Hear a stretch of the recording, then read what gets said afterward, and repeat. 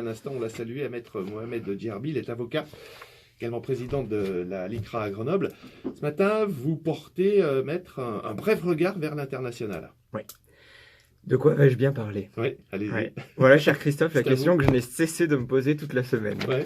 J'ai donc patiemment quand même attendu que la jeunesse identitaire s'illustre en tentant de s'approprier un combat ou un drame qui n'est pas le sien, qu'un Robert Ménard nous explique pourquoi la profusion de kebabs serait dangereuse pour l'avenir de la France. Mais rien. Une semaine sans faute. Ouais. Ou quasi sans faute quand même. Parce qu'on a eu le droit à notre Zemmourade hebdomadaire. Une Zemmourade, qu'est-ce que ça signifie?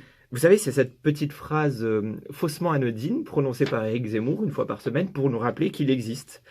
Et j'aurais pu d'ailleurs me contenter d'appeler ça une Zemmour, comme certains le font, mais j'ai préféré le terme Zemmourade parce que dans le terme Zemmourade, on a le prénom Mourad et je n'ai plus... C'est vous qui faites de l'humour, là. Un petit peu, il en faut bien. Et puis en réfléchissant bien, on a eu aussi quand même le droit à un éclair de génie, à une clairvoyance de M. Nicolas Dupont-Aignan, il y a quelques jours, président de Debout la France, qui a tenté d'ailleurs de nous expliquer avec un argumentaire assez superficiel que apprendre l'arabe à l'école mènerait au terrorisme.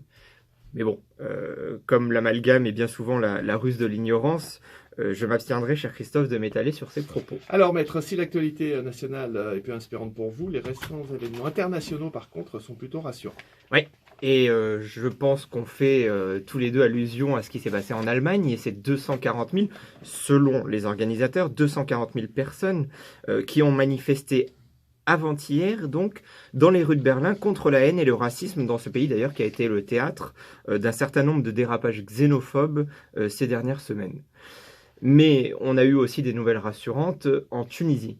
La Tunisie qui démontre, alors encore une fois, qu'il est un pays pionnier dans le monde arabe avec l'adoption, le 9 octobre dernier, il y a quelques jours, d'une loi contre le racisme.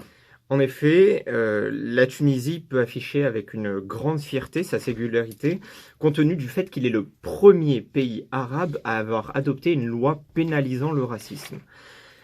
Je tiens d'ailleurs à rappeler que la Tunisie était déjà pionnière dans cette vision éclairée de l'homme, et notamment en prenant la décision d'abolir l'esclavage en 1846, soit 2 ans avant que la France n'ait pris cette décision, et soit près de 20 ans avant que les États-Unis aient pris la même décision. Mais pour en revenir à cette loi qui est dénommée Loi sur l'élimination de toutes les formes de discrimination racisme, elle prévoit des peines allant de 1 mois à 1 an de prison et jusqu'à peu près 350 € d'amende pour les propos qui sont dits racistes.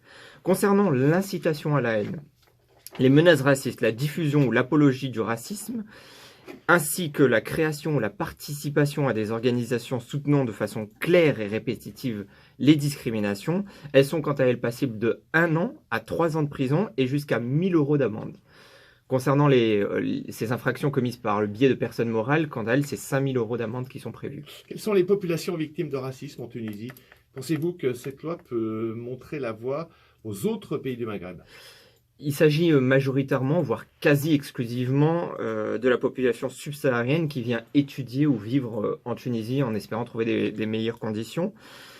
Et concernant votre seconde question, je pense, mais à la fois j'espère, d'une part que cette loi adoptée par le Parlement tunisien sera appliquée avec la plus grande rigueur, et d'autre part que l'ensemble des pays arabes, et non pas seulement le Maghreb, ne manqueront pas de dupliquer cette belle initiative. Oui, la Tunisie toujours à la pointe, un peuple éclairé, éduqué, et donc ça donne comme ça un pays qui va sur la bonne voie. Tout passe par l'éducation et par l'histoire de la Tunisie qui a eu un président, la personne d'Habib Bourguiba, un ex-président qui a su éduquer et éclairer son peuple. Merci beaucoup pour cette carte blanche, Maître Mohamed Djerbi, avocat, président de la LICRA. Vous revenez dans 15 jours.